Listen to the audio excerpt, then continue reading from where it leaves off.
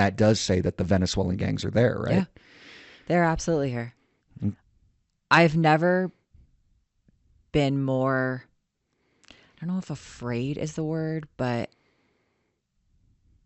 of a certain group than I have of the Venezuelan gangs.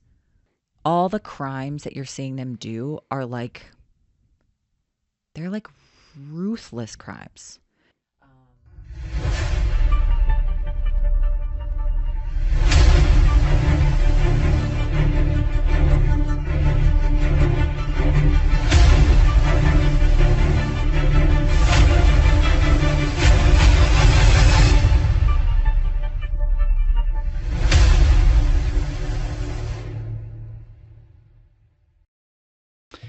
All right, Steph, thank you for joining us today on the Of Mugshot course. Podcast. So, you are a Denver police officer. I am. Now, currently, what is your assignment on Denver? I am on patrol on swings, so 2 to midnight, Okay. and I work in downtown Denver. All right, so you're in downtown Denver, 2 to midnight, so you're the Yes. swing shift. Yes. That's a busy shift, Hmm. and especially downtown Denver. Uh, what's it like down there? I mean, I have my thoughts on it, but I want to hear it from your point of view. You're the one that's worked it. You know what to expect in that area. And from what I've heard, and I think a lot of our viewers as well, Denver can be a rough place, a lot rougher than a lot of outside agencies. But what does that look like to you? I mean, obviously it's different every day.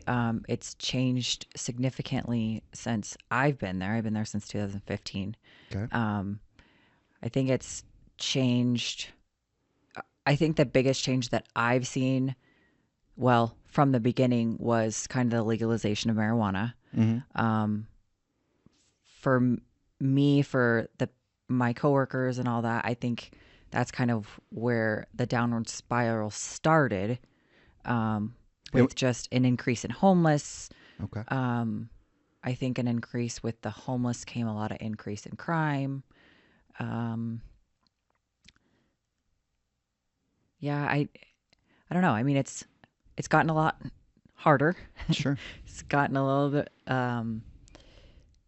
but I don't know. I mean, like everybody, like every department, we're running very short staffed, and Okay. And what does that look like? Can you give the numbers on that, or like how um, short staffed, if you had to give a number, or how many officers you would need to catch up to what you should have? I don't know exactly a number, but I think that the problem is we're getting a lot of academy classes through, Okay. but I think they're only making up for people that have retired, people that are leaving, people, so we're not breaking even. We're not, You're not catching up to no, attrition. not at all. Yeah. So, unfortunately, downtown is a kind of a different animal because we've got um, a lot of different units. So we have like mounted patrol, we have a motorcycle unit that is specified to downtown. Okay. We've got a bike team, we've got an impact team, so District 6 in downtown is like basically the hub of probably the most teams. Okay. I think down to other districts, I think they usually only have maybe like a homeless outreach team and an impact team. I don't know. I don't know what goes on in the other districts. It's unfortunately sometimes I feel like it's kind of like we're all working for different departments. But Yeah. anyways, um I don't know.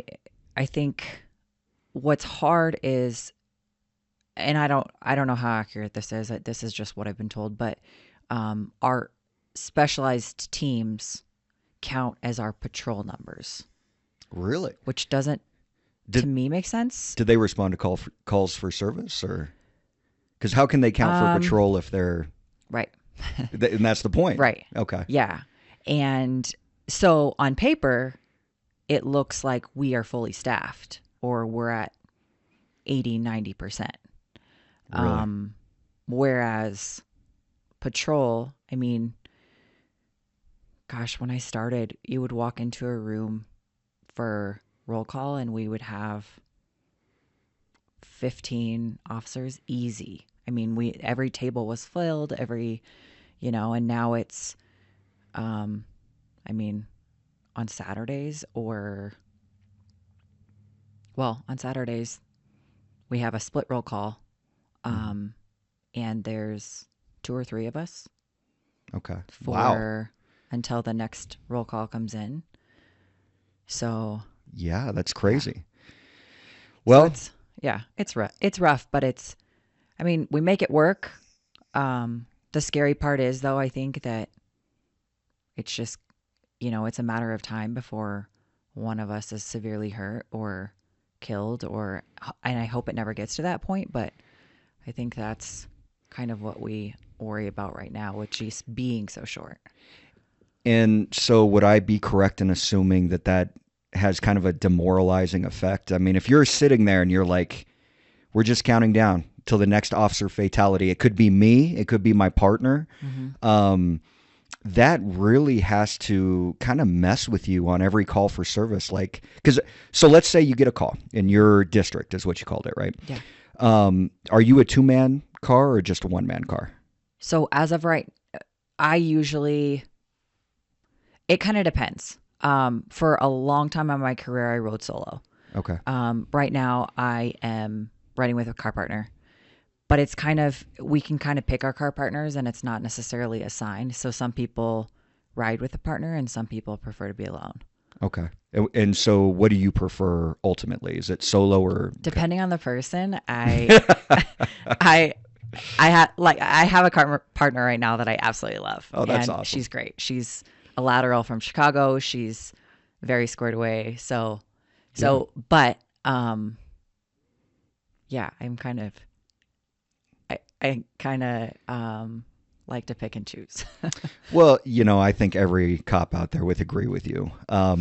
So let's say you get a call for service, you and your partner, so you respond.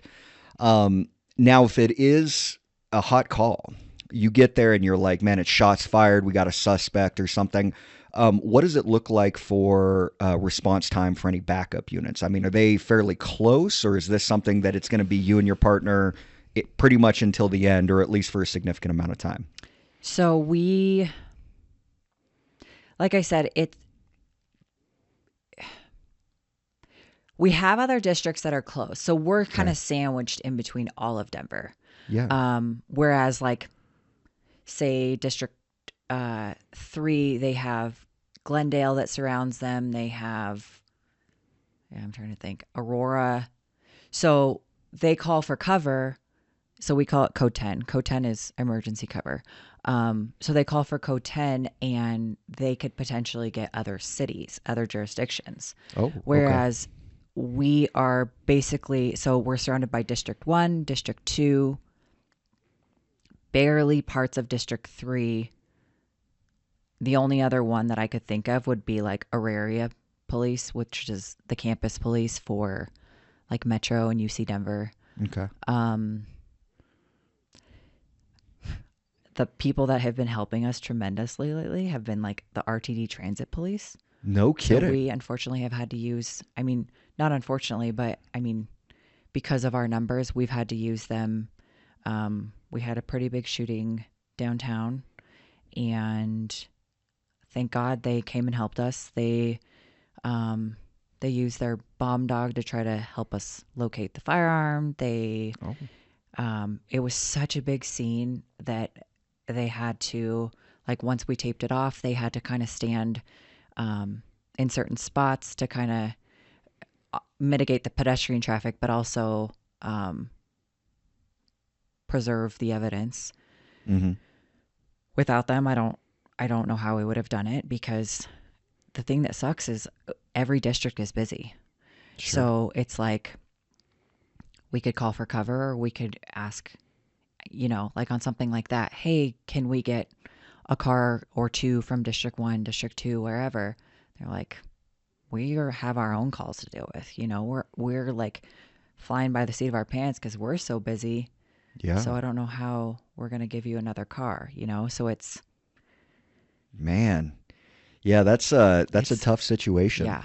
Especially, I think it's every cop's worst nightmare. No one wants to get in a shooting. Yeah. I think every cop would be totally happy. They go to work, they walk down the street, they give a few high fives, not running any call for service, more of the proactive stuff.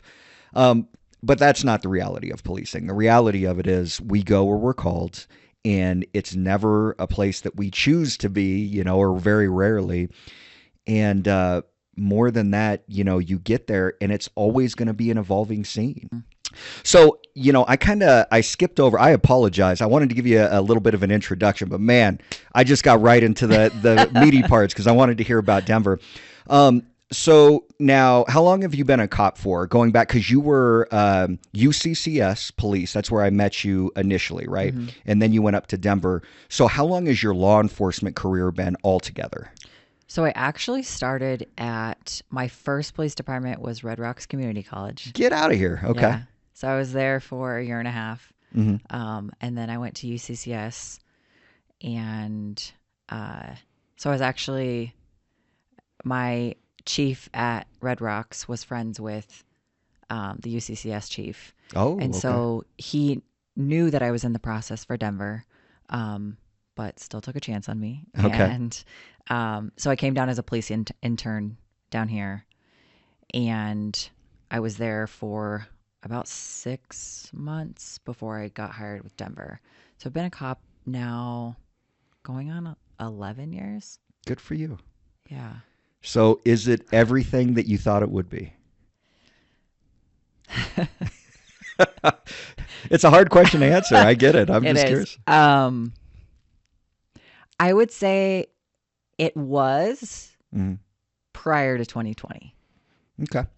I loved my job prior to the George Floyd riots, prior to kind of the COVID vaccine mandates. I don't know. I think it was more us being able to do our jobs and be the police. But I also feel like we just had fun. Yeah. Half the time I would think to myself, like, they're paying us to come to work and have fun with our friends, Sure. And I think that's kind of what brings together like the camaraderie and the morale is, like we would bring silly string to work and we would pull up next to one of the other cops and, just we empty an entire silly string can into one of the guys or two of the guys that we work with into their car. Really? Like through a tiny little crack in the window. But we just had like it was just fun, and it just Sure. seems like all the games, all the jokes, just seems like a lot of the fun parts about this job have gone away, and I don't know why, because I don't know. It's just definitely changed a lot in the last, I would say, four-ish years. Well, it is kind of interesting when I came on. So that would be 2012 is when I started. I would hear all the senior guys, they'd been on 10 years plus, and they're like, man, policing used to be so fun, and they would talk about all the funny things they would do to one another. And when I got there, some of the jokes still happen. Like you said, one of the fun ones that some of the shifts would do. I mean, it's kind of a basic one, but it's still fun. You sneak into someone's cruiser and you turn the siren on, but if there's no key, it doesn't, the siren doesn't go off. And then when the cop gets into the cruiser and starts it up, the siren's blaring. And, or back in the day when we had, the the Crown Vics, and there was one key to every police car, and someone's on a call for service and you would sneak up to their car and like park it around the corner, and they come out and they're like, oh my God, someone stole my car. And so it was a lot of fun, joking around. But even back then, the senior guys were like, it's not as cool as it used to be, and then 2020 happened, right? And I think that was a turning point for probably every agency in the States, because now it's no longer, it's no longer camaraderie, a brotherhood, or anything like that. Now it's you. Everyone's looking at you. You're in constant fear Mm-hmm. of, is today the day that I have to get into a shooting, and because of public opinion, you know what I mean, could I end up on the chopping block? Will the DA want to make a name for themselves and say, you know what, this is a white officer, he shot someone that happened to be black or Hispanic, and ergo we're going to, kind of throw him to the wolves so we don't get any protests. And that was on everyone's mind, you know Mm-hmm. what I mean? And I think when you're in that constant state of fear, um, it's going to have multiple effects, one of which officers are going to leave. We've seen that, right? But then the officers that stay are not typically going to go out and joke around, and it's not going to be this fun environment where you're having a good time. Now it's seriousness throughout, and many people feel that policing should be that way. And I agree with professionalism. Professionalism is paramount. I mean, Sure. when you go on a scene, um, and everyone is looking to you to fix their family issue, um, you want to be the person that they look up to. But at the same time, I don't think people understand that when you've been on a call for service, you saw a kid hang themselves and you go on that call. And then the next one, it's a wife has been beaten within inches of her life. It becomes so demoralizing that when you're not doing anything to counteract that, there's a reason that cop suicide is through the roof. They don't get any help for stuff like that, or they don't seek help, but they don't have like an outlet for it. Yeah. Um, but so, I kind of want to dig into the 2020 thing a little bit. So we talked about how it used to be. And I know when I went up to Denver at the tail end of 2020, I went up there. I can't even remember what for. It wasn't in official capacity, but I drove down Colfax, and things were burned down. I mean, it looked like a third world country in part of Mm-hmm. Colfax. What did you experience that year? I mean, obviously it was a turning point, and it seemed like it was pretty chaotic, especially up in the capitals. So what did you see? What did you experience? So I was actually at rifle school training Okay. when it kind of all started. So it started on a Wednesday. Hmm. Um, and all I can remember is watching it on the news, like, oh my gosh. Like, I don't know. Um, so I got back, I think, on that Saturday or Sunday. Okay. And it was just, it's hard to even describe it.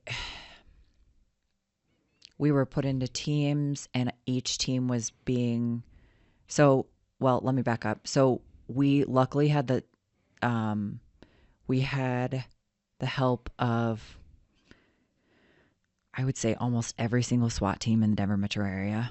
Really? We had Aurora, we had, I think, Jeffco, we had Adams County, we had Commerce City, we had Douglas County, we Arapahoe County.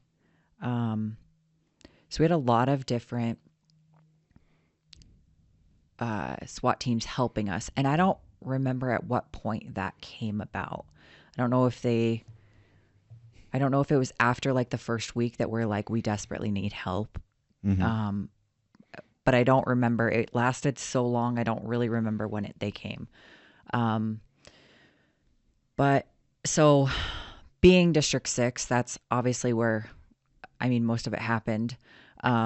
But we, they brought teams from each district, as well as I think their impact teams. They came down, and everybody was helping us like every single day. Um, they,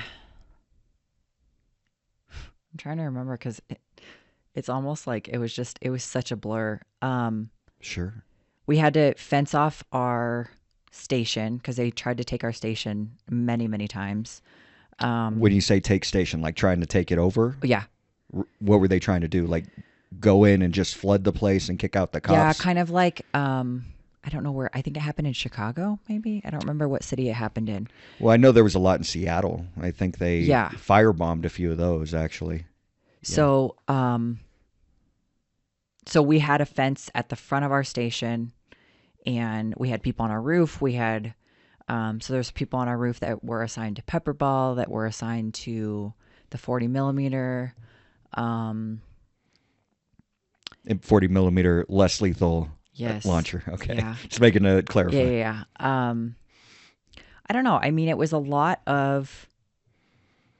I know that like prior to me, they had like the DNC and a lot of we've. I mean, we've had um, you know, the Avalanche have won the Stanley Cup, and so we've had those parades, and we've had a lot of like crazy events, but I don't know that anyone was truly prepared for what happened.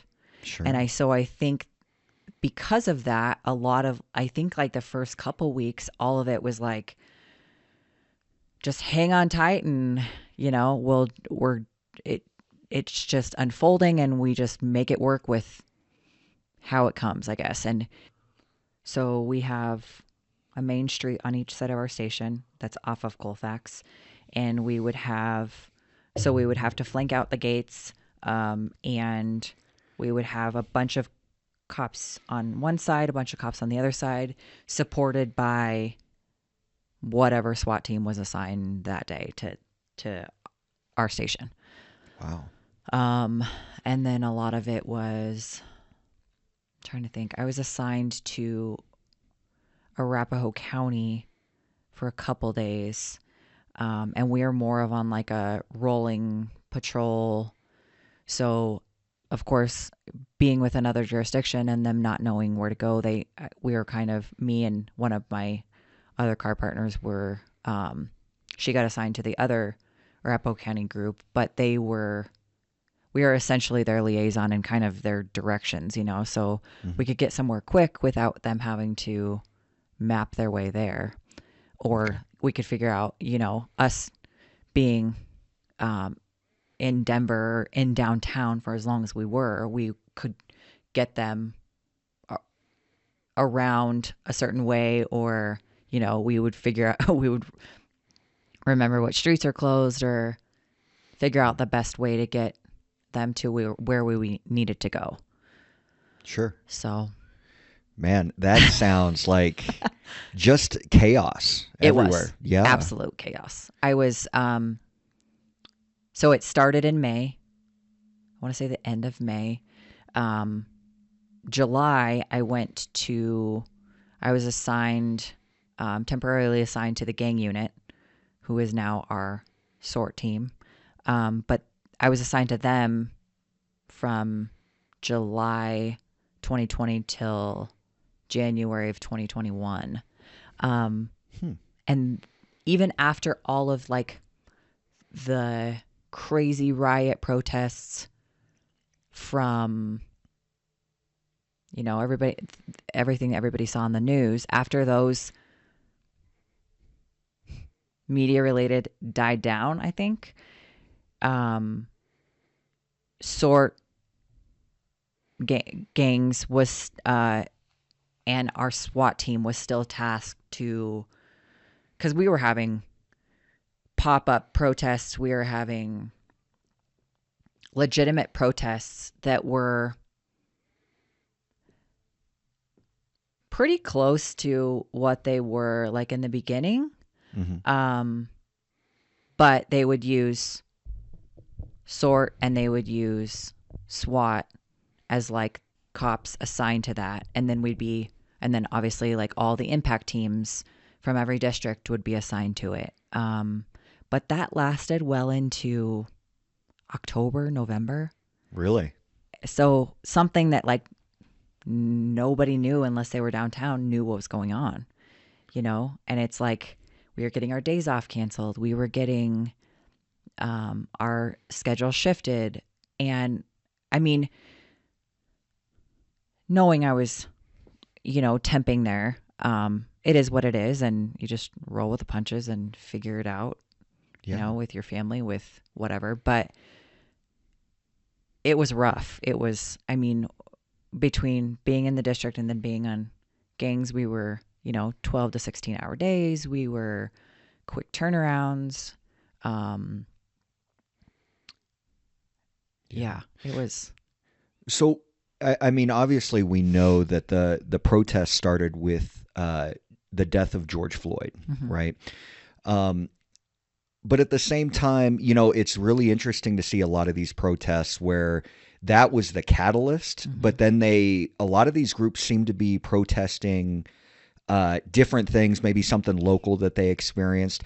And then I know that this even happened to us, so I'm sure it happened up in Denver. But a lot of our protesters that were aggressive and trying to break things, they weren't even from the Springs. They were shipped in by Antifa. Did you guys get that as well? Yep, Yeah. we sure did. So what were they protesting for you guys? Was it strictly George Floyd, or was there something else with Denver that they were trying to get across? It was, I mean, mainly George Floyd. And then I feel like it pretty consistently was that, but it was just, I mean, I guess it's hard to say, but yeah, Antifa, there was multiple people that I encountered that I don't even think they knew why they were down there. Yeah. I think, for whatever reason, maybe for high school kids, college kids, being in a protest and being in a riot was cool. Sure. And because It's I like they mean, were given the hall pass to go yeah, out and, hey, cause destruction. It's fine. You yes. won't get And I arrested. think that's kind of what it turned into was maybe it started as George Floyd, Hmm. but the people that we were, arresting for curfew or whatever, it it didn't continue to be that. I think it was just an excuse to, for lack of better words, like destroy things and Yeah. and I don't know. I mean, destroy. There was like, I mean, it, like you said, it did look like a third world country. Like every business downtown had their windows boarded up. All the way down 16th Street Mall, everything was boarded up. Sure. Either because they had already been, uh, all their stuff had been vandalized, or they were trying to prevent it from being vandalized. Um, they tore down one of the statues at the Capitol. I mean, it was just a melee. And I think, um, there was nothing that was like, I mean, nothing was predictable, Hmm. You would have like a group, um, and all of a sudden they would just turn and become violent. Or, I mean, we, I was assigned to, drive to the RDV in one of the one of the nights, which the RDV is, rapid deployment vehicle. Okay. So essentially, it's like a giant Ford F350, 450 Hmm. rails on both sides. So it's like got a canopy cover, which, has our equipment on each side. And then on each side of the vehicle, there's like rails for the cops to stand on. Oh, okay. So, So you drive it to an area, everyone mhm, jumps off, and then you have yeah. your line And there. so that was like our main transportation for the entire event. Because, so like State Patrol, who has the Capitol, they had one of their own, but then they ended up, I think, borrowing one of ours as well for some more of their cops. I want to say, and I don't know why I don't remember much of this, but, I want to say that we didn't even get those until the riots started. I think they were fairly new, Mm. or they were fairly new, I believe, in 2020. Whether it was when the riots started or we got them prior to that, I don't truly recall. But anyways, so we're driving down Colfax. I'm driving, and all of a sudden, this giant dumpster that's on fire comes barreling into Colfax. So we were kind of assigned to push them back in a sense, but also like try to get them out of the street so that they were safe, and they could do their thing. Um, but it didn't end up to being that. And there was no such thing as peaceful protesting. Yeah. Regardless of what the media says. Yes. So I don't know. I mean, it's crazy like explaining it to you. It's crazy like explaining it to the like newer cops that have come on, like, Sure. you know, when people are complaining about like getting held over or this or that, and I'm like, you don't even know. Yeah, you don't even know. If you would have gone through 2020 with us, it just would have like opened your eyes a little bit more. But yeah. So Yeah, it was very eye-opening for me as well. I remember the moment I'm in my office. Okay, 2020, George Floyd had just occurred. A few days later, my boss, my commander, walks into my office and she tells me, she says, "We need to board up the substation. We think they may try to take over the substation." So now the substation I worked at that time didn't have, it was the least manned substation, and all the cops were out, you know, they were running calls for service. So essentially it's me and the commander trying to figure out, okay, how are we going to board this up? And I looked around and there's many rooms where the whole wall is just glass. And I said, this is going to be a struggle. And what we ended up having to do was any room that had a glass wall. So like meeting rooms, our gym had a glass wall. It has the tint on it so you can't see in. Yeah. But essentially if someone walks up into it and smashes it, it's going to come right down. So we actually had to barricade the doors leading into those rooms so people couldn't, if they broke the glass, they couldn't get in. Okay. We had fire extinguishers at 10-foot intervals throughout the length of the substation. We had all the less lethals stacked up against the wall in case we needed it. We also had lethals. Everyone had their rifles and their guns.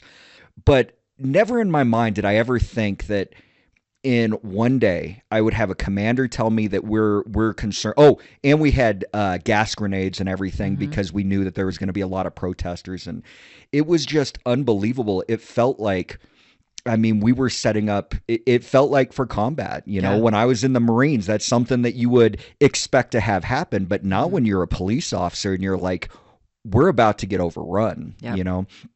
Now, it was kind of interesting. I think Colorado Springs was a little bit different in the fact of we had our protesters, and I felt so bad for our crowd control team because, you know, they're wearing the suits with all the armor and everything. And I mean, it's hot and they're out there for like 15 hours a day on a line, day after day. I think they were out there for like a month straight. But I think the majority of the protests that we have were mostly, they were vocal, but I don't recall a time where they were actively like burning down parts of the city. During the day, I should say. At night, that's when Antifa shipped in all of these protesters that they were told and actually paid. I think that was the interesting thing when they found out later these people were busted and paid to go just cause chaos. And that's when we had to get pretty aggressive with it. So our SWAT team was out, you know, launching the gas grenades at these people and kind of chasing them away. But it is very, it changes the way you see things when you go through something like that. And to your point, I mean, you have officers that have joined since, and, you know, I think there's been discussions that I've had where I've been a little critical of newer officers and maybe some of their communication abilities. I got to tell you, anyone that wants to join in today's age, I mean, that is a strong individual. They have some skills they need to work on.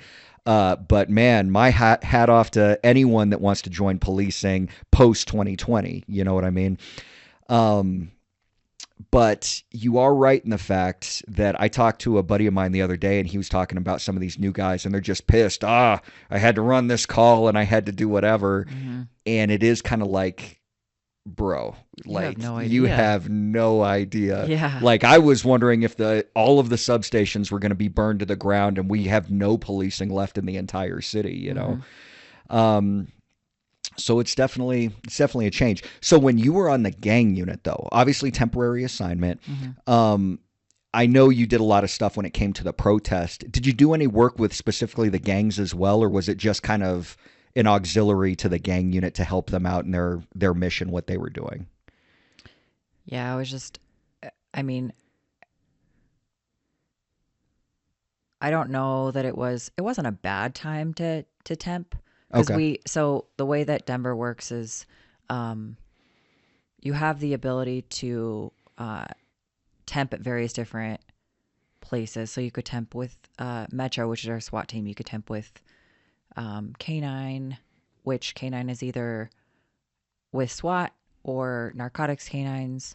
You can temp with gangs. You can temp with detectives, whether it be like the in-house district level detectives or downtown at our headquarters, which is anywhere from homicide to night shift. So it wasn't a bad time to temp, but I don't think I got the. We were only doing um,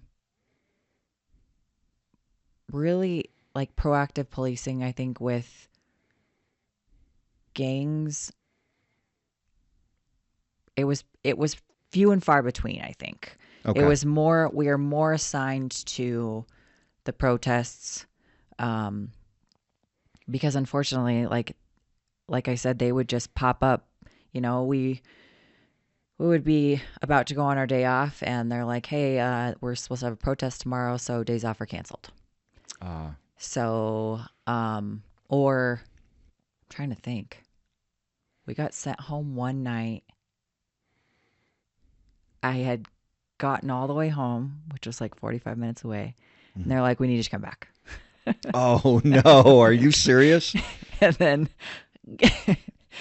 going back, I of course I'm like frazzled, so I like start heading back, and then I'm like, shoot, do I have my radio? So I get out of my car to get my radio. Well, I lock my keys in my personal car, and it's like I'm in just like full panic mode. Yeah, that's a bad night. I don't know, but it was yeah, I think it was we were just assigned a lot more to the protests than we were um actually dealing with some of the gangs. Although I mean, so sort or SWAT, I mean sort or the gang unit, they were whenever like a gang related shooting would happen, they would go investigate that.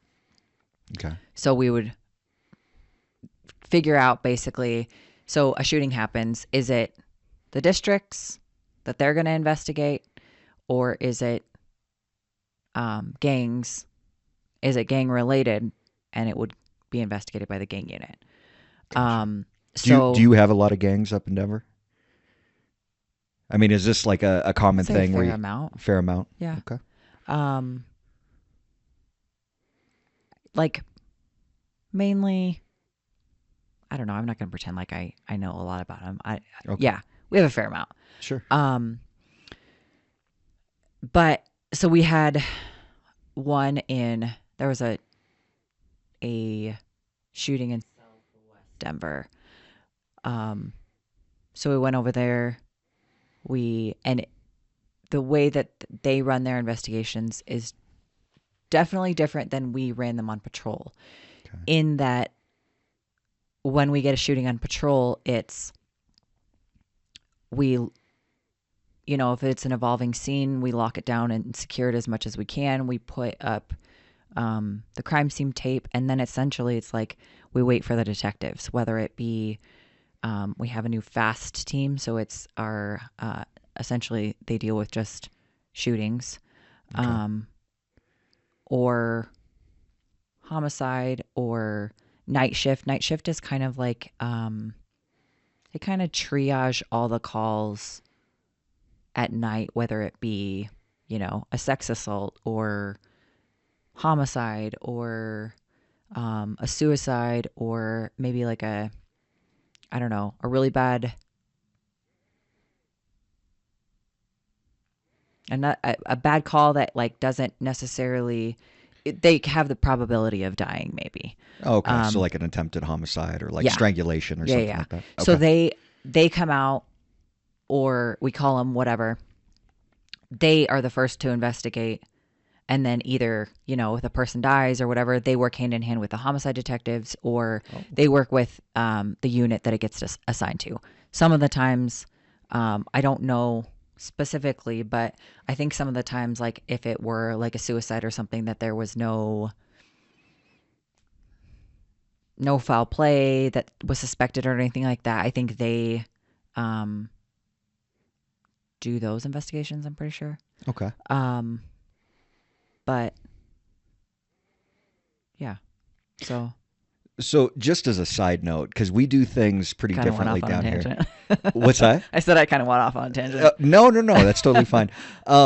So you have a call for service. Patrol shows up. Now, at what extent does patrol's investigation stop before they call a detective? Because I know down here the requirement is you basically take it as far as you can take it. So a patrol officer, if it's a felony, a violent felony, minus homicide, we're going to wait for the homicide unit. But if it's something that patrol can take, they are going to be required to stay on the call and they're going to investigate, go to the hospital, get the Mm-hmm. warrants and do all that stuff.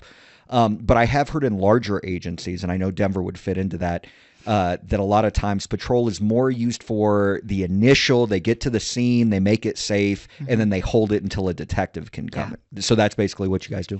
Yeah. Trying to think of the calls that we put them on what's called an investigative hold. So instead of like, say, putting somebody in for, burglary and we're going to follow the case or we're going to do the warrants or we're going to do, we don't do search warrants. We don't have to write any, very rarely. I mean, we write warrants for municipal violations. Okay. But I think it's good and bad in a sense because I mean coming from, even though it was a small agency, if you got a DUI, you're running the DUI all the way through. Well, with Denver, we have a DUI unit. Okay. So you essentially do the SFSTs and then you figure out if they want to do a breath test or a blood test, and then a DUI unit comes and usually, I mean, we don't have them during the day, which thank goodness I don't work during the day, but Sure. they come and take it from there on. So they do the intoxilizer or they stand by for the blood draw, they take the blood. Um, and then they're the ones that have to testify at DMV hearings or um, I mean, I could probably count on one hand how many times I've gone to court maybe for a DUI, um, because it's just obviously your initial observations Sure. but so I think that kind of sometimes it's nice because we're so busy, Mm-hmm. but I think it's a hindrance sometimes because when they're not on, or say you Yeah. get a DUI at 3 o'clock, it's like What do I do? panic. Like Yeah. I've never processed an entire, I mean, I have, but it's been, 9 years, but I don't know the last time I processed a DUI all by myself from beginning to end, And so it's like, so I think a lot of, I mean, me included, but I think a lot of us like kind of get in our own heads like, uh, I, I don't want to miss a step. I don't want to, or um, I'm not trained in the intoxilizer, so I couldn't administer that. I'd have to have somebody else come in. That's right. Because that requires a certification, right? Yeah. Hold that thought 1 second. Okay, sorry about that. And we're back. Okay, so now you're not certified in the intoxilizer, and obviously that requires. I mean, that's a regular. You don't get that certification once. That's a regular one that you have to keep up, if I Mm-hmm. recall correctly. But then again, yeah, I mean, you need that for the breath test. So if you catch a DUI, not only maybe are you not fully prepared for it, but then at that point in time, you have to kind of find another officer that may have the intoxilizer certification. So you're Right. pulling other cops off the street and things Mm-hmm. like that. That sounds tough. Yeah, I can see how that would be tough. I mean, there's a lot of things that we do very drastically different, I think, from other agencies, and it's not wrong. It's not different. I mean, it's just different. But sometimes it's good, sometimes it's I think maybe it hinders the new cops. Sure. Um I'm trying to think what Well, yeah. and I mean, I can't agree with you. See, it's going to be that thing where it's like either way, you're going to have problems. I know a lot of the cops on CSPD, man, it can be cumbersome. You go on one call for service, and now all of a sudden you are in this bucket where you have to do all these different warrants. You have to do all these different things. You're taking people to the jail. You're doing interviews and interrogations. And then it's something that you have to follow up on for multiple days. So Mhm. each and every one of those days, you may count towards patrol manpower, but you're off the street, right? And so a Oh, lot of these guys are like, man, we can't treat Colorado Springs like a small town. Like we need right. to start doing it kind of like you guys are doing so we can make sure to protect the public. Mhm. And I'm totally on board with that. I think Yeah. that's a very wise way of doing things. But I can see how, if I go to a patrol cop and I ask them about, an identity theft investigation, they'll probably say, oh, yeah, I had one a while back. This is what we did. Mhm. But then if you go to a patrol cop, maybe a newer one, from what I'm understanding up at Denver, maybe they wouldn't have that experience. They'd be like, well, we handed that off to the detective, so I'm not sure what we're supposed to do. So, I would say, I mean, we do all the initial investigation, and I guess it okay. would depend on what kind of crime we're talking about. So if you're talking about, say, a simple assault, Hmm. we would take it from beginning to, if the suspect wasn't on scene and it was a known suspect, then we'd write a warrant for them. Okay. If the suspect was on scene, obviously they'd go to jail. It would essentially be a direct file, and it would, so we would be the only ones involved in that investigation. So Gotcha. it wouldn't ever go to a detective. It would go straight to the city attorneys, and then we would go to court on it. Okay. If it had to do with, like, say, an aggravated assault, second degree assault, it would be investigated on scene. If the suspect was there, we would put them on an investigative hold Okay. Yep. for the detectives. Um, and then the detective has 72 hours to file charges on that uh, arrestee, suspect, whatever. But it would kind of, after that, it would, like, after our investigation was done on the front end, it would be like hands off. It was on the detective. So from there, you basically would know nothing about your case unless it went to court, or, unless you got a nasty gram from somebody, a Sure. detective, or, hey, you screwed this up, or, um, We've all or, gotten a few of those in our time. or Absolutely. the DAs, or, but I think that's one part that I think kind of sucks about it is, yes, it's good. And yes, I mean, in one shift, I could run 4 calls because they're, critical incidents or paper calls or whatever. Or I could run, I think the most I've ever ran is like 25, 27 calls. Okay. Um, Well, holy crap! Really, yeah. And you were it's flying. just back to back to back to back, and it's Yeah. fun, because Absolutely. that's why I got into this job, because it's so much fun, and it's something new. And, but I think the only part that sucks about that, like with um the felony level stuff, just going straight to the can't talk, to the detective, is if you screw something up. I personally, I like the constructive criticism. Um, I know a lot of cops don't like that. A lot of the newer cops definitely don't like that. Sure. But um, I think I like knowing if I screwed something up and I can do something better on the next case to make sure it's, a solid case that's going to get prosecuted, and that this person is going to be found guilty for whatever crime they did. Um, but I think there's just a lack of communication between us and the detectives. as well as us and the DAs. Not saying they, like we're all busy. The Sure. detectives are, getting tons of cases every single day, and they're struggling to keep their heads above water.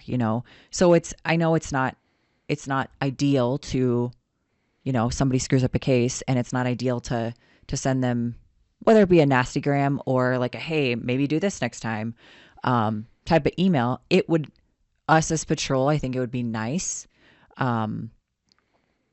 to know if you have screwed something up, or on the other way, hey, thanks for going the extra mile on doing this, this, and this.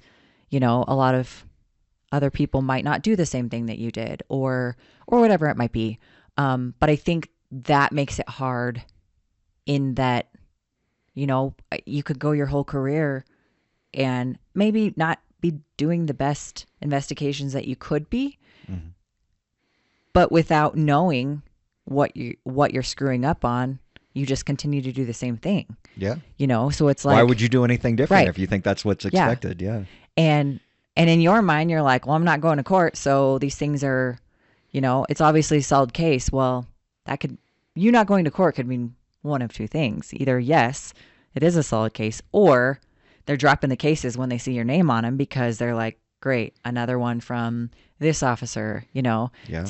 We're not going to get a conviction on this one. And so they drop it or plea it down, or, and Sure. so I think, it would be nice in a bigger agency that there would just be a little more, I think, feedback because of the disconnect of us not filing and following our own cases. Mhm.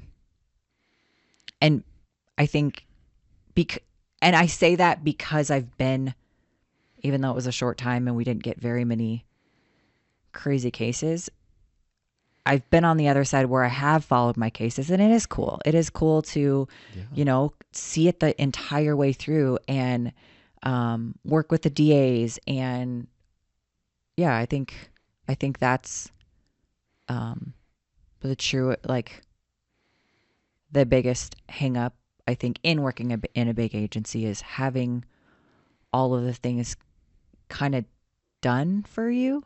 Mm-hmm. I guess but I mean, it makes sense, but Yeah. I think it definitely, because you can, obviously, being there for a long time, you can, go up to the detectives, and I mean, I'll go upstairs and ask them, hey, could I have done something different on this? Could I have, what are your thoughts on this? Or, but being a newer officer and not really knowing any detectives, or not really knowing, I mean, you're learning your job as it is, and then you're not seeing your case all the way through. So it's, Yeah. I don't know. I just think it's kind of hard in a bigger agency in that aspect, but Well, and feedback is important. yeah. When I was on the specialized unit called the Impact Team in the Springs, might be a little bit different than Denver's, but I thought my reports were top notch because they beat it into your head since the academy. Like, your reputation is built on your Yeah. reports. Yeah. Because if people don't know you, they're still going to read your reports when they have to go to court and, blah, blah, blah, blah, blah. And so, man, I was constantly like, okay, how do I improve this report? What do I do? So I get on the impact team. And of course, I think I'm doing just a top notch job. And one of my partners, he's now on homicide. And he sits me down, very experienced. I think he had been on maybe 12 years longer than I had at that time. And he hands me one of his reports because he wanted me to, we were going after a suspect. And he's like, hey, read that so we can whatever.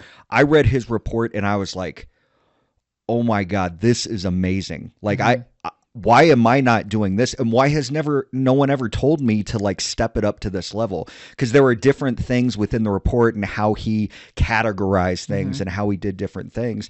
And there's a reason he's on homicide now. It was because of his reports. I remember when he got picked up, like, they wanted him because they were so good. And just that little bit of feedback it changed how I did reports after that, because now I'm trying to do a better job. But Right. had I not had that, I would have continued on like, yeah, my reports are great. Yeah. So feedback is important. Mm-hmm. Sometimes it hurts. Absolutely. As you said, with some Mm-hmm. of the newer officers, maybe they don't like it, but it is a good thing to improve. Yeah. So I wanted to ask you, and we discussed it a little bit before we started rolling, and I know that this is not, maybe it's a question that's better left to one of the narcotics guys, but I am curious. So Denver, very progressive when it comes to drug laws. Mm-hmm. Okay. So up there, obviously marijuana, Colorado was the first. We legalized it. But then you guys have like mushrooms and stuff that are legal up there as well. Is that correct? Yeah. So when marching towards this destination of getting everything legalized, it seems like Denver is kind of the tip of the spear for that. Mm-hmm.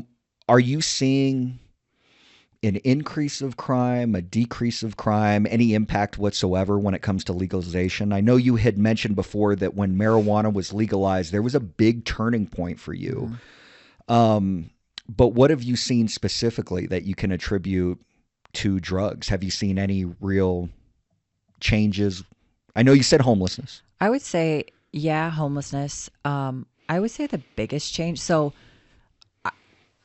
we investigate all crimes, overdoses, whatever happens in the jail.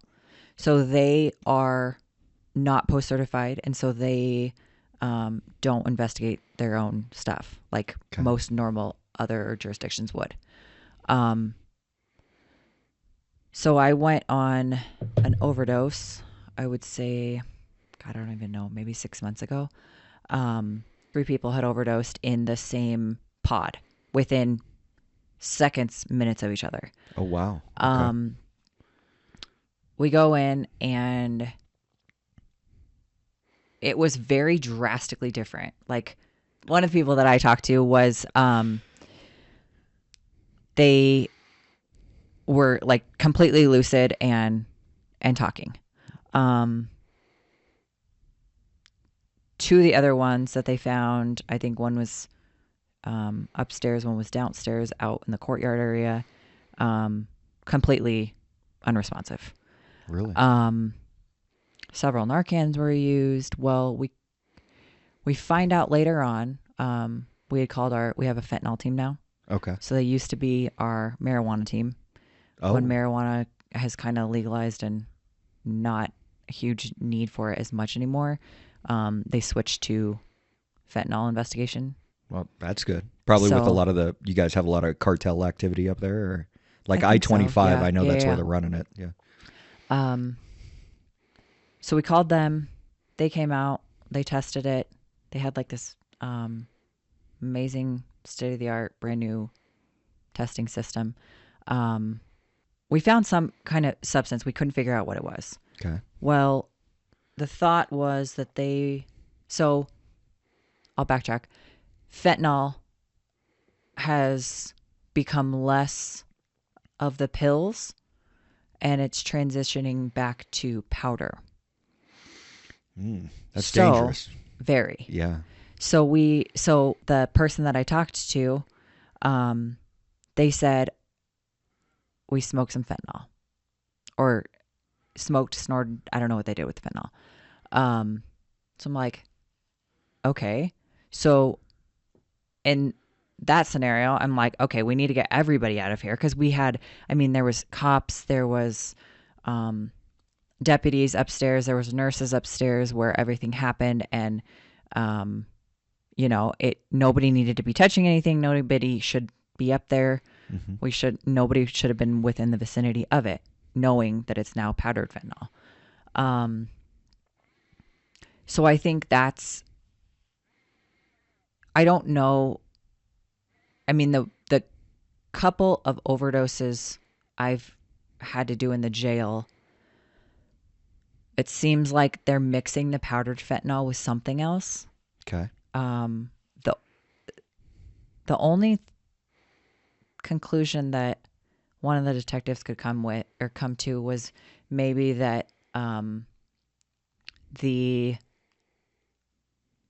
fentanyl was getting mixed with the coffee, and they're putting it in their like instant coffee, and Really? then to either disguise it or to kind of almost like I guess like a speedball, like do the fentanyl and then get the caffeine high. I don't know. I don't know. I don't know if they're snorting both. I don't.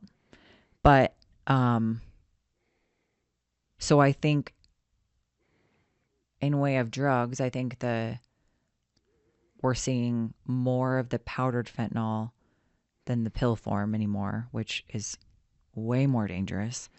Um, I've never, as a cop, I've never seen anybody since the mushrooms have been legalized. I've never arrested. I've never seen anybody with the mushrooms. Um, Okay. I think I mean, we've had a significant increase in crime, but I don't know that that's in direct Do correlation with the drugs. Sure. Do you ever listen to Joe Rogan? A little bit. So he has I would be curious your opinion on Yeah. something. He says it almost every episode. Um, and he talks about obviously the fentanyl epidemic that Mm-hmm. we have right now. And in his opinion, there should be companies that make a legalized version of meth, of heroin, whatever, that's legally accessible. You can go buy it like you can buy alcohol. And he believes that if we were to do that, it would keep people safer so they're not ODing on fentanyl. It would put the cartels out of business, and there would be a lot of benefits to it. And I'm just curious. I mean, knowing that Denver is, again, they're marching towards legalization in a lot of different categories, Mm-hmm. what would your opinion be on something like that? I mean, do you think that that would be a smart move to try and maybe make some sort of substitute that's still heroin, but it's, processed locally? We know there's nothing in it and people can take it, or meth or whatever it happens to be. Or do you think that's a little bit of a far reach? It's hard to know until you I do know. it. I, I don't know. I kind of feel like it might be a decent idea. Um, but then you go along with like the marijuana, Mhm. right? So there's legal marijuana.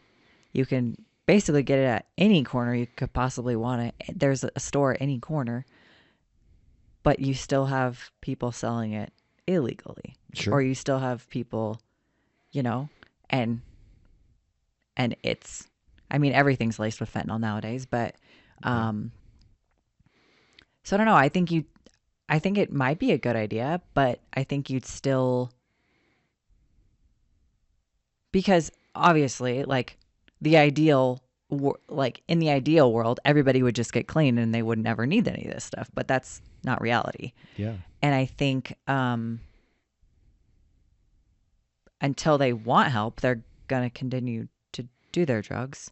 So, yeah, I mean, I think it would prevent a lot of overdoses, maybe, um, in the fact that they would know what they're getting versus buying it on the street corner and potentially it being laced with, fentanyl or, I mean, I think that's the scary part too is like, you know, when I was in high school, I mean, I didn't ever try any drugs, but there's many kids that are like trying this or that or whatever it might be for peer pressure, various different reasons. Yeah. But when we were in high school, you never had to, there was never a worry about any of that. There was, um, for the most part, I think people were getting what they thought they were getting. And now it's, you have to drill into your kids that you don't even try, not that you would want them to, but you don't try anything anymore. You don't take anything from anybody that you don't know. Or, Yeah. I mean, I just recently heard a story on the news that this family in Arizona had their son passed away.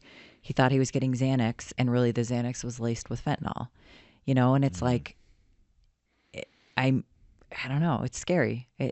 It's anything and everything is laced anymore, whether it be with fentanyl or something else, and so um, I think that's contributing to the epidemic of Well, and all this. I got to tell you, I think that in theory, right, what he proposes, if you can find a company to make legalized meth, whatever that looks like, and if you can put it out to public, um, short term, maybe he's right. These people would say, "Oh man, this is less expensive. This is safer. Let me go and do this." But I think the thing that he's kind of missing out on, at least in my opinion, is that there's a human element here, and the human element is people are always going to want what is not legal. I mean, why does meth exist? Why didn't people just stick with alcohol once it was legalized or whatever, Sure. or marijuana?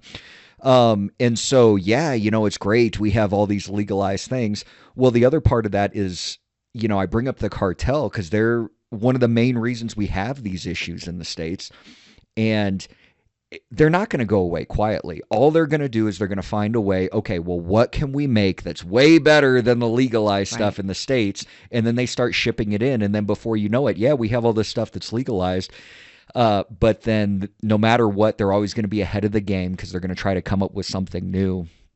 And so I think it's good in theory, but I think reality would show a big difference. I think Yeah. you can't take away the human element of these people wanting their party drugs. And, they want the coolest, drug that's out at the moment. And that's never going to be something you can go down to a drugstore and say, hey, I want a couple pills of this. It just Sure. doesn't work that way. Well, So, there's been a little talk, not much about like the carfentanil. I yeah. think it's carfentanil. Um, Now that is the synthesized, like way more potent form of fentanyl, right? It's like mhm. 10 times or 30 times more Yeah. potent, something like that. Well, so I've only ever been on one call where the paramedics thought that it could possibly be that, only because they gave them so many Narcans, and then I something happened in the ambulance where they took a turn and they had to intubate him, and we got to the hospital, and I'm like, what happened? Like, you guys loaded him up into the ambulance, and we just thought it was, I don't know, just any normal overdose, I guess.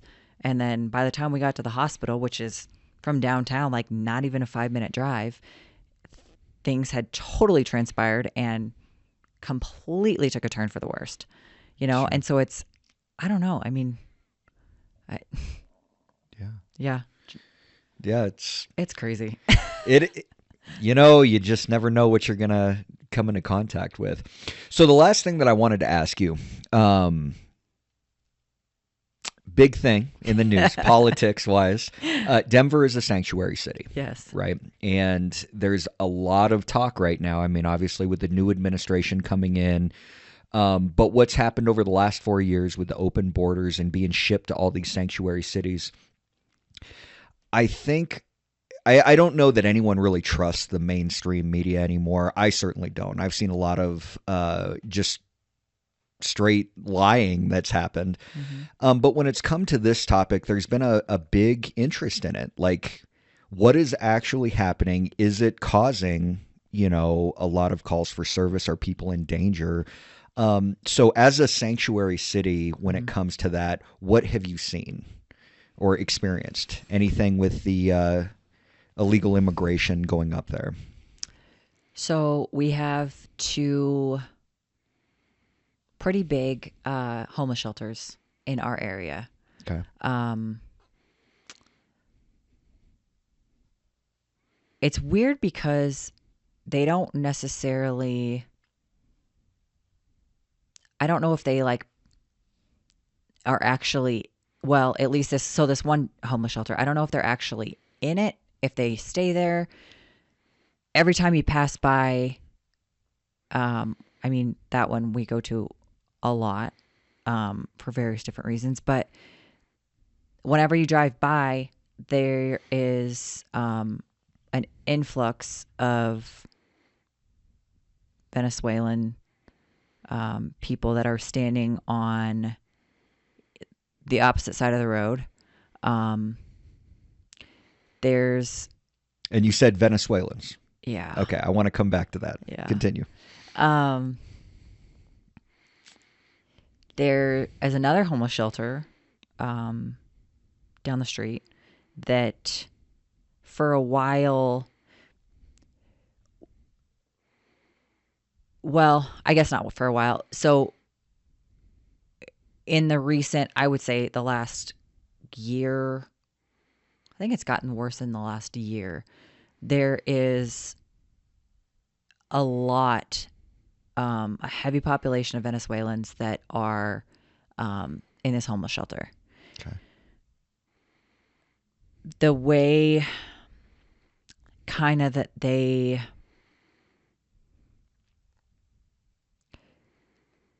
I think they kind of all stick together, Okay. whether they're friends or not. They're going to stand up for each other. The way that I've seen that obviously go south for us is I wasn't on the call, but we had an assault that happened at the shelter. Cops went in to arrest the suspect, who ended up being Venezuelan. Well, as the cops go in to get the suspect, they get surrounded. And I don't know how many there were, but there was a decent amount that there weren't enough cops for how many people there were. And at that point, it's like, what do you do? Sure. Yeah, that's a Back out. dangerous And situation. so now there's protocols in place that we should have more than 2 or 3 cars going to that shelter at all times, whether it be, like we usually, I don't know how it is for you guys or was, but we get attached to cover fire and EMS for a lot of different calls, maybe because of premise history or, Sure. things that have happened there. Well, that's obviously one of them. So we cover fire and EMS anytime we go to that shelter. Anytime they get a call there, we're there just to cover them. Yeah, we've seen it. I would say beyond the homeless shelters, not as much as some of the other districts are seeing it, or another city, but we are definitely, hugely impacted by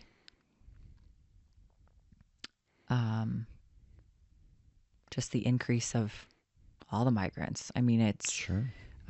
not long ago, we did not end up having to go over there, but we were told that they were dropping off I don't know how many buses, several buses were dropping off migrants from I don't know where.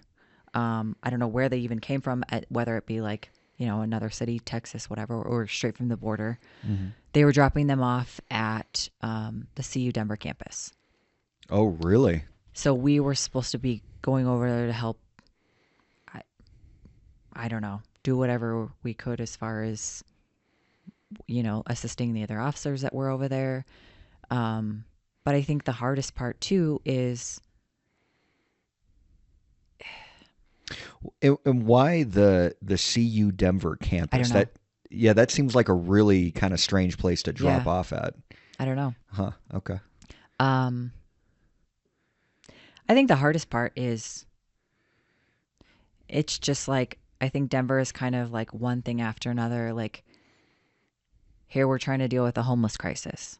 Mm-hmm. And even though some of them don't want to live in a shelter, even though some of them don't want housing, we're trying to force people into housing, which Okay. doesn't seem like, I mean, at least for the homeless, yes, some of them, there's like maybe a couple that are true, get back on their feet, a true success story. For the majority of them, yes, we get them off the street, but now we're responding to the place that they were housed. So Mm. it doesn't mitigate the calls for service, and it doesn't eliminate us dealing with that person or dealing with, you know, but it just moves it to a different environment, Yeah. So we have a lot of, um, Instead of fixing it, it's relocating it yes, essentially. we have a lot of housing downtown that's, coalition of the homeless or whatever it might be. And, these are like beautiful. They started out as beautiful buildings and they're destroyed, Really? like destroyed to the point that there's like, I mean, I've been in one that there was any and every bug crawling up the wall in like the common areas, not just like somebody's apartment. Yeah. Like, you have to worry about bed bugs. You have to worry about all these different types of bugs crawling on your uniform.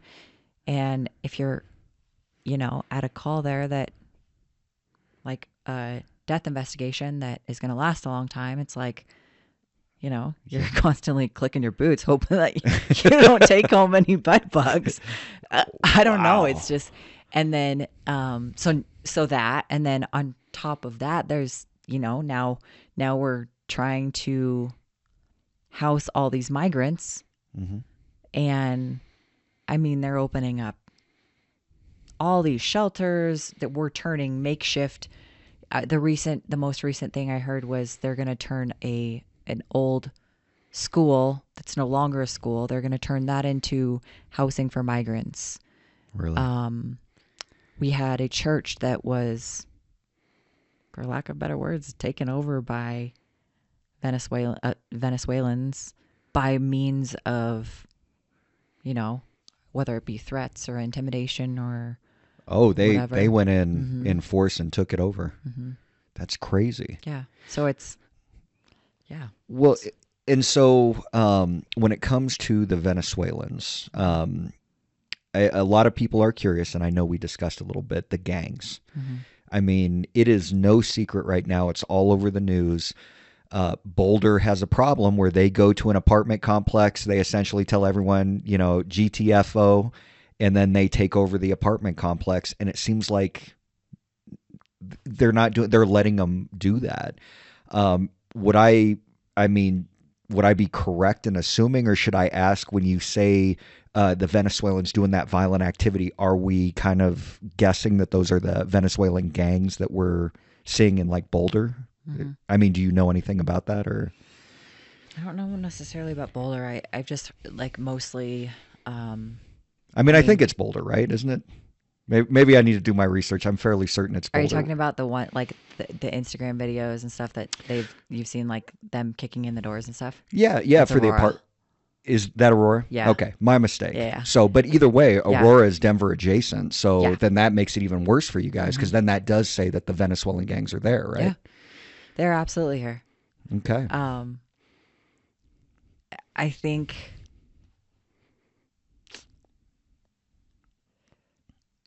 I don't know. I mean, it's just a scary.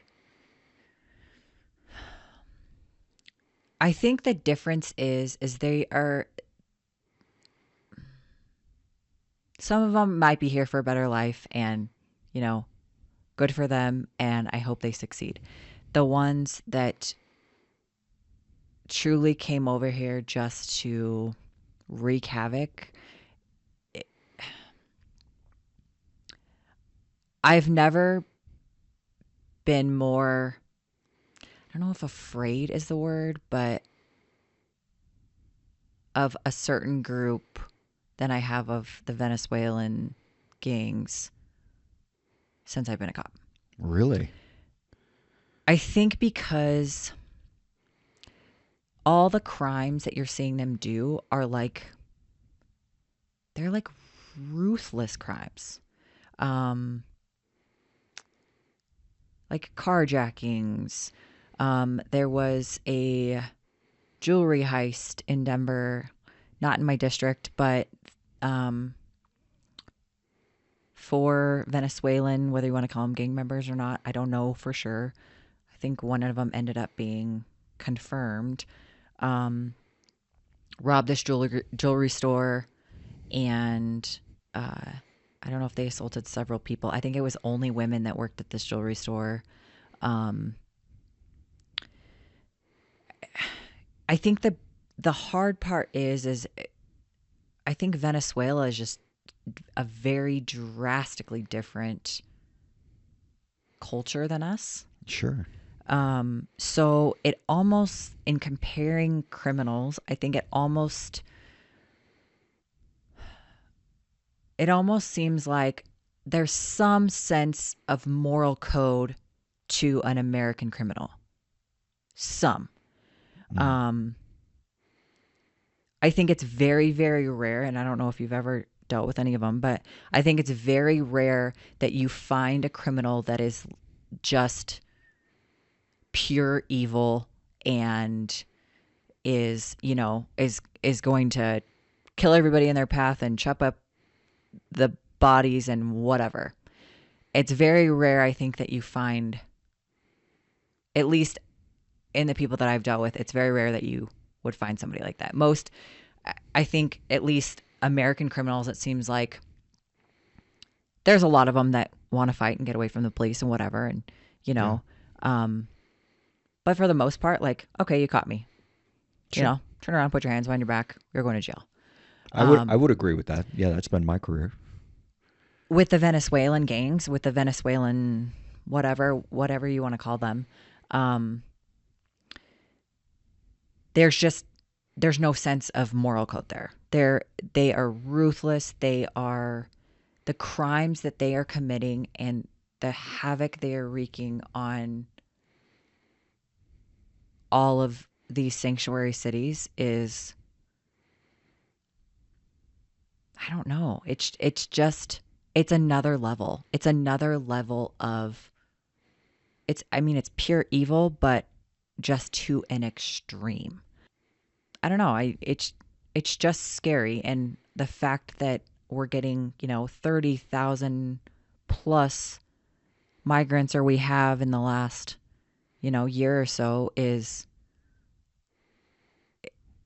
part of it. Is like, so the ones that aren't here to you know screw up things and it up, it's sad. It's like, I mean, you can drive downtown and there's an entire family sitting on the street corner. Mom, kids, infant kids. Um, Really? and they usually all stick together, from what I've seen. So the dad will be panhandling on the street corner or washing windows. That's like a huge thing in Denver now, is window washers. Um, so all these window washers usually are Venezuelan. Okay. So you'll see the window washers, and there could be like 6 to 8 at an intersection. But then a lot of the times, like on the curb or in the near vicinity, you'll see that person's family. So, the mom, I've seen, 3 small kids sitting like on an embankment that goes down to like a grassy area that goes to the river. So that part to me is sad. And that, Yeah. like, I mean, yes, they're coming here for maybe a better life, but maybe going about it the wrong ways. Okay. Um, yeah, I don't know. Yeah, that's man, I don't know. It sounds really crazy up there in certain areas. All I can say is I'm glad you're staying safe. Thanks. Continue to stay safe. I Thanks. hope you and your fellow officers, your partner, um, and we'll see what happens, beginning of next year and just moving forward. Yeah. But man, I don't know, man. Every day's a new adventure, it seems like. So, Yeah. but that being said, we'll go ahead and we'll call it right there. Thank you so much for coming on today. Yeah, of This course. has been very enlightening for me. I think so often I see everything through my personal experience and the same people I talk to at the same agency. to learn about a different agency, especially one like yours, is very eye-opening. So thank you for providing that perspective. Of course. So, all right. Well, thank you. Thanks to our viewers, and we will see you on the next one. I hope you enjoyed this episode of the Mugshot Podcast. Like and subscribe where you can, and I look forward to seeing you on the next one.